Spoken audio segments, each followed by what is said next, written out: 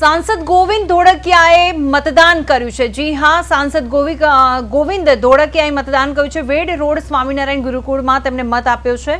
મતદાન માટે સમય ફાળવવા લોકોને અપીલ કરી છે। સુરતમાં લોકશાહી પર્વમાં નેતાની ભાગીદારી નોંધાવી છે। જાગૃત નાગરિક તરીકેની તેમણે નૈતિક ફરજ પણ બજાવી છે। રાજ્યસભાના સાંસદ ગોવિંદ ધોળકિયાએ સુરતમાં મતદાન કર્યું છે અને લોકોને પણ મતદાન કરવા માટે અપીલ કરી છે। સુરતમાં મતદાન વેડ રોડ ગુરુકુળ મથક પર પહોંચીને તેમણે મત અધિકારનો ઉપયોગ કર્યો છે અને મત અધિકારનો ઉપયોગ કર્યા બાદ લોકોને પણ મતદાન કરવા માટે અપીલ કરી છે।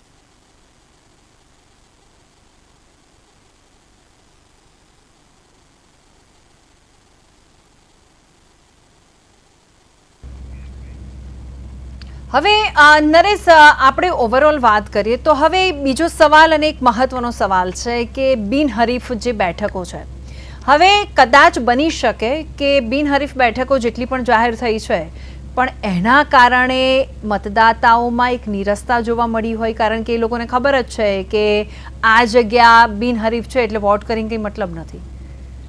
બિલકુલ ભૂમિ, તમે જો કે કોઈ પણ અત્યાર સુધીનો જે છે સ્થાનિક સ્વરાજની ચૂંટણીનો છે ગુજરાતની, એનો ઇતિહાસ જે છે એના ઉપર તમે નજર કરશો તો આ વખતની જે સ્થાનિક સ્વરાજની ચૂંટણી છે તે એ રીતે અલગ છે કે 700થી વધારે બેઠકો જે છે એ બિનહરીફ જાહેર થઈ છે। તો હવે આટલા મોટા પાયે છે એ ભૂતકાળમાં ક્યારેય છે એ સ્થાનિક સ્વરાજની ચૂંટણીમાં આપણે બિનહરીફ બેઠકો જોઈ નથી। તો જ્યારે બિનહરીફ બેઠકો જાહેર થતી હોય છે તો લોકોમાં છે એક સબકોન્શિયસ માઇન્ડની અંદર છે એક એવો મેસેજ છે ઘર કરી જતો હોય છે કે જો આ જ પ્રકારે ચૂંટણી થવાની હોય તો હું એક વ્યક્તિ મત આપું કે ના આપું એનાથી શું ફરક પડે। જી બિલકુલ, એટલે આ જે એક સાયકોલોજી જો છે એ લોકોના મનમાં ઘર કરી જાય તો પણ છે મતદાન ઓછું થાય। અને આપણે જોઈ જ રહ્યા છે કે અત્યારે છે તમે જુઓ કે 30%ની આસપાસ છે એ 2 વાગ્યાનો સમય થવા આવ્યો છે પણ સરેરાશ જે મતદાન છે આખા ગુજરાતની જો વાત કરીએ તો 30%ની આસપાસ છે એ માંડ થવા જાય છે। તો આ જે આંકડો જે છે તેની અંદર મને લાગે છે તમે જે વાત કરી કે બિનહરીફ બેઠકો જે છે તેનો પણ છે ફાળો ઓછો હોય એવું મને નથી લાગતું, કારણ કે જ્યારે પણ છે એ કોઈ પણ મતદાર જે છે તેનો જે બંધારણીય અધિકાર છે મતદાનનો એ જ્યારે છીનવાઈ જતો હોય છે, જ્યારે એ ઉત્સાહી હોય પોતે મતદાન કરવા માટે થઈને, અને આ જે વ્યથા છે એ આજે હું વધારે સારી રીતે એટલા માટે સમજી શકું છું કારણ કે હું પોતે મતદાન કરવા માટે ગયો હતો અને એ દરમિયાન છે મારું નામ જ અંદર હતું નહીં અને તેના કારણે છે હું મતદાન નથી કરી શક્યો। એટલે એ જે દુઃખ હોય છે જ્યારે, અને આટલા મોટા પાયે જ્યારે લોકો છે એ મતદાન નથી કરી શકતા તો એનો એક નેગેટિવ મેસેજ છે બીજા મતદારોની અંદર પણ જતો હોય છે, તેના કારણે છે એક નેગેટિવિટી ઊભી થતી હોય છે। એટલે એવું નથી કે માત્ર બિનહરીફ બેઠકો। તમારી વાત સાચી છે પણ હું તમને રોકવા માંગીશ કે સાંસદ ગોવિંદ ધોળકિયા શું કહી રહ્યા છે તે સાંભળવું છે આપણે કે કહેવા શું માંગે છે। જી, આ લોકશાહી પર્વ છે અને આજે અહીંયા એટલા શાંતિથી મતદાન કરવાનો જે લાભ મળ્યો એનાથી ખરેખર ભારત માટે, આપણા ગુજરાત માટે અને સુરત માટે ગૌરવની લાગણી અનુભવું છું કે પબ્લિકમાં, પ્રજામાં આટલો લોકશાહીનો મહાપર્વ હોવા છતાં કોઈ ધમાલની, કોઈ ઝંઝડાટની, બધા શાંતિથી આવે અને જાય એ બહુ નોંધનીય છે। મહત્વપૂર્ણ સમાચાર, તો જિલ્લા ભાજપ પ્રમુખ ડોક્ટર નરેશ ઠાકોરે કુવાતામાં મતદાન કર્યું છે। પરબતભાઈ પટેલે ભાચરમાં બજાવી છે પોતાની નાગરિક ફરજ। જી હા, તેમણે પણ મતદાન કર્યું। ધારાસભ્ય કેશાજી ચૌહાણે મોરજુમાં તેમને મત આપ્યો છે અને નવા જિલ્લાની પ્રથમ ચૂંટણીમાં દિગ્ગજોનો ઉત્સાહ પણ એક અનેરો જોવા મળી રહ્યો છે। મતદારોને વધુમાં વધુ મતદાન કરવા માટે આહવાન કરવામાં આવ્યું છે। વાવ-થરાદ ભાજપ જિલ્લા પ્રમુખે मतदान નો ઉપયોગ કરીને મતદાન કર્યું છે। પરબત પટેલ કેશાજી ચૌહાણે પોતાની હાજરી નોંધાવીને મતદાન કર્યું છે. નવનિર્મિત જિલ્લામાં લોકશાહી પર્વની એક ભવ્ય ઉજવણી થઈ રહી છે અને લોકોને પણ મત આપવા માટે આહવાન કરવામાં આવ્યું છે અને દિગ્ગજ નેતાઓએ વતનના ગામોમાં પોતાની ફરજ નિભાવી છે. મત આપીને વાવ-થરાદમાં મતદાન પ્રક્રિયા જોવા મળી રહી છે. હવે નરેશ, આપણે વાત કરી રહ્યા હતા આપણે બિનહરીફ જે જગ્યા છે તેની. બિલકુલ, એટલે ભૂમિ એવું નથી કે માત્ર બિનહરીફ બેઠકો જે છે એ જાહેર થવાથી જ માત્ર છે એ લોકોમાં છે એક નકારાત્મક મેસેજ જાય. તેની પાછળ છે એકથી વધારે કારણો જવાબદાર હોય એવું મને લાગે છે. સૌથી પહેલું જે કારણ મને લાગે છે કે એ છે ને પોલિટિકલ ઉદાસીનતા છે.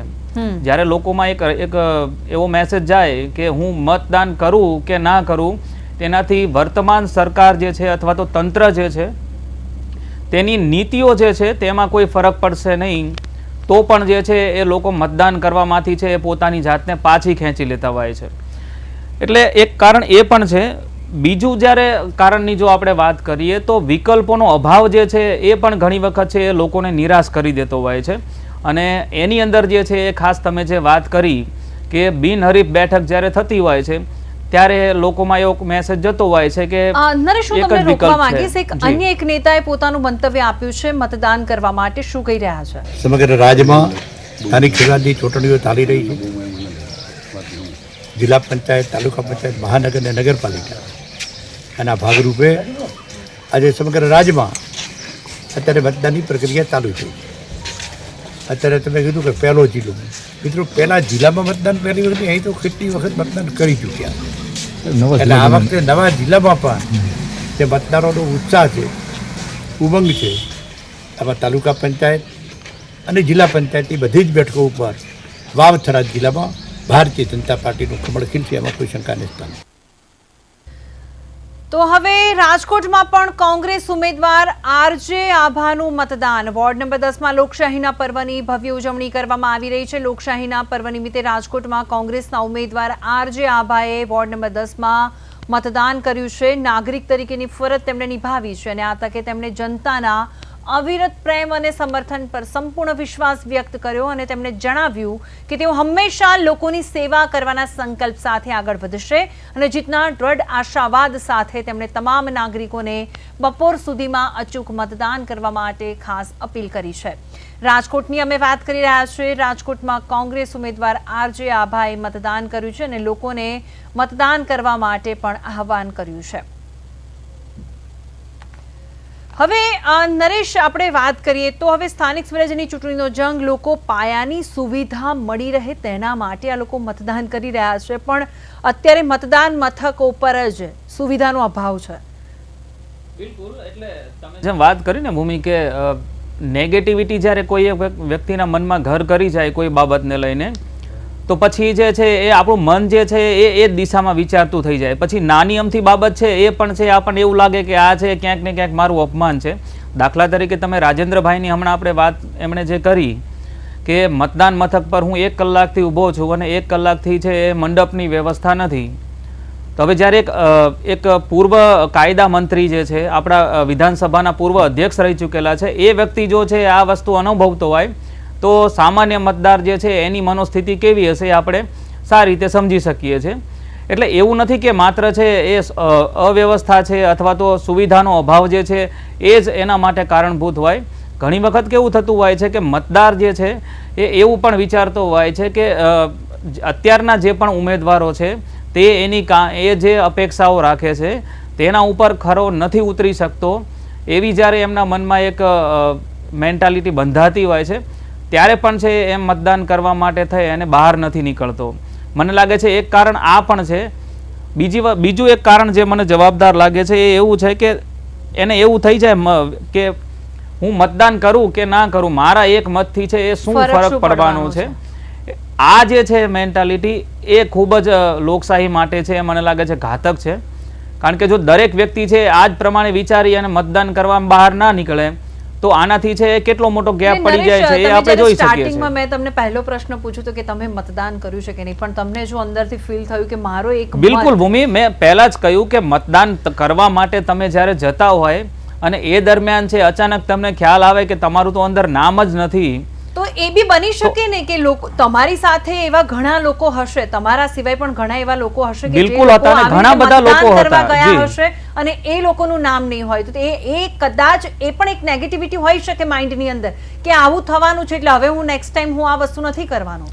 બિલકુલ. દાખલા તરીકે હું હતો, મારી સાથે બીજા પણ એવા ઘણા બધા લોકો હતા કે જેઓ મતદાન માટે થઈ અને 15-20 મિનિટથી આવીને બેઠા હતા, પણ એમનું નામ છે એમને ક્યાંય મળી નહોતું રહ્યું. અને છેલ્લે પરિસ્થિતિ એવી જ પેદા થઈ કે એ લોકો છે એ ત્યાં જે પણ ચૂંટણી અધિકારીઓ બેઠા હતા એમની સામે જ છે એ પોતાની વ્યથા કે બળાપો ઠાલવી અને પછી છે એ પોતાના ઘેર જતા રહ્યા. હવે તમે વિચારો કે જ્યારે એ લોકો જે છે એ ઘેર ગયા તો એ પછી છે એ બીજા 5 લોકોને કહેવાના છે ને કે મારું નામ મતદાન યાદીમાં નહોતું. એટલે આ જે એટલે જે લોકો નેગેટિવિટી છે, જતા હશે એ બિલકુલ પણ નહીં જાય કે કદાચ મારું પણ નહીં હોય એટલે મારે અત્યારે ગરમીમાં વોટ આપવા નથી જવું કારણ કે આપીને બી મારું નામ નહીં હોય તો મને ધક્કો પડશે. હવે નરેશ, આગળ પણ આપણે આ જ ચર્ચા યથાવત રાખવી છે, પણ આપણા જે રિપોર્ટર છે ધનંજય શું કહી રહ્યા છે આપણે એ સાંભળવું છે. સ્થાનિક સ્વરાજની ચૂંટણીનો આજે છે તે પર્વ છે, તેમજ લોકશાહીનો પણ છે તે પર્વ આજે કહેવામાં આવતો હોય છે. ત્યારે લોકો છે તે અહીં મત દેવા માટે આવતા હોય છે. ત્યારે વોર્ડ નંબર 10ના ઉમેદવાર કોંગ્રેસના આભા છે તેમની આપણી સાથે જોડાય છે. બેન, તમે શું કહેશો? કેવી આ વખત પ્રચાર કર્યો છે તમે? ખૂબ પ્રચાર કર્યો છે, કેવો પ્રતિસાદ મળ્યો છે? પહેલા પ્રચાર તો પ્રચંડ કર્યો છે. પ્રતિસાદ એ બહુ જ સારો રહ્યો છે.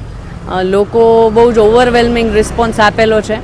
લોકોએ સ્વીકાર્યા હોય એવું લાગ્યું છે અને બાકી જરૂરિયાતો અને અસંતોષ કે જે પણ કમ્પ્લેન્સ હોય એ પણ લોકોએ શેર કરી છે. એટલે પ્રતિસાદ આમ તો સારો રહ્યો છે. બેન, ખાસ તો તમે આજે મતદાન કર્યું છે વોર્ડ નંબર 10માંથી, શું લાગે છે તમને? કારણ કે છેલ્લા ઘણા સમયથી ભાજપ છે તે શાસન કરી રહ્યું છે. ગઈ વખતે 68 સીટ આવી હતી, 4 સીટ જ કોંગ્રેસની આવી હતી. તો આ વખત શું લાગે છે તમને?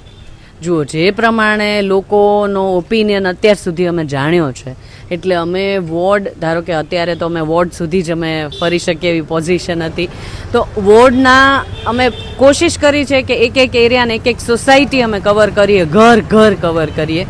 એટલે જ્યાં જ્યાં અમે લોકોને મળ્યા છીએ લોકોએ પરિવર્તનની જરૂર છે એવું લોકોએ કીધું છે, નારાજગી બતાવી છે, દુઃખ દર્શાવ્યું છે. એટલે લાગે તો છે કે લોકો હવે એ મતદાનમાં બતાવે તો દેખાશે તો સારું રહેશે. ખાસ તો તમે આજે મતદાન કર્યું છે, લોકોને શું અપીલ કરશો? કારણ કે યુવાધન ખાસ તો એમને શું અપીલ કરશો આપ? લોકોને ખાસ એ જ અપીલ કરીશ કે ઘરમાંથી બહાર નીકળે, કોઈ જ બહાના ન આપે, કંઈ જ લેઝીનેસ ન બતાવે, આળસમાં કંઈ જ એવું ન બને કે હાથમાંથી આપણો અધિકાર નીકળી જાય. એટલે પ્લીઝ ગો એન્ડ વોટ. ઘરની બહાર નીકળો અને બની શકે તો ફર્સ્ટ હાફમાં જ જઈ આવો.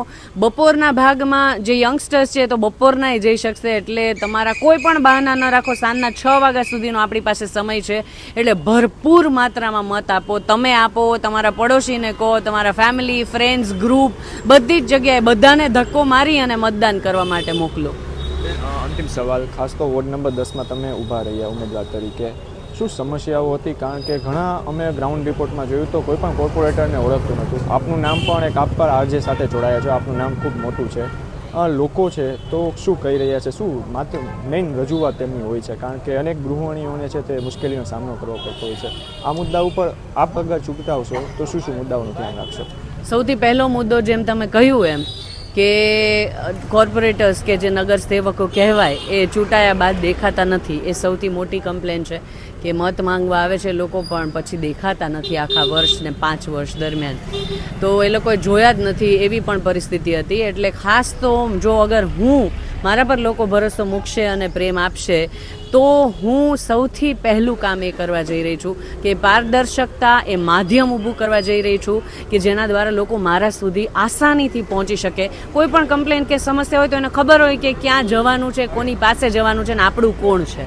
એટલે આ હું એક કામ કરવા જઈ રહી છું. આના સિવાય નાની મોટી જીવન જરૂરિયાતની બેસિક સમસ્યાઓ ઢગલાબંધ બહાર આવી છે જે મને લોકો રૂબરૂ મળીને કહેશે એનું સમાધાન કરવાની કોશિશ કરીશું.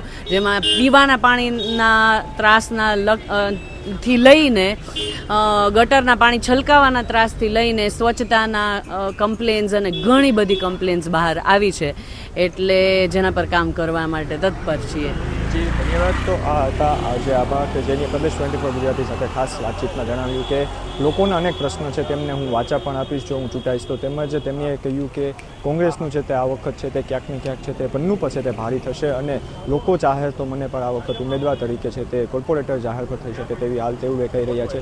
તેમજ બીજી તરફ વાત કરીએ તો તે વધુમાં કહ્યું કે અનેક ગૃહિણીઓને છે તે સમસ્યાઓ હોય છે પરંતુ તેનું અમે છે તે લોકોની છે તે વાચા આપશું અને યુવા ધનને છે તે અપીલ કરી છે કે તમે લોકો છે તે આ મત કરી અને જે કોઈ પણ મત કરો એવી અપીલ કરવામાં આવી છે. ધનંજય સોનેચા, પ્રદેશ 24 ગુજરાતી, રાજકોટ.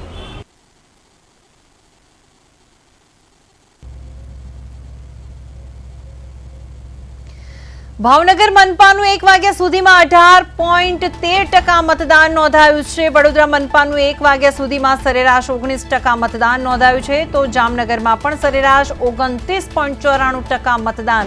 જામનગરમાં સારું એવું મતદાન થતું હોય તેવું જોવા મળી રહ્યું છે. ગાંધીધામ મનપાનું પણ સરેરાશ 14.91% મતદાન જોવા મળ્યું છે. હવે ઓવરઓલ આપણે વાત કરી રહ્યા છીએ ક્યાં કેટલું મતદાન થયું છે. તો હવે અમદાવાદમાં ક્યાંક નિરસતા જોવા મળી રહી છે કારણ કે અમદાવાદમાં 19% જ મતદાન થયું છે.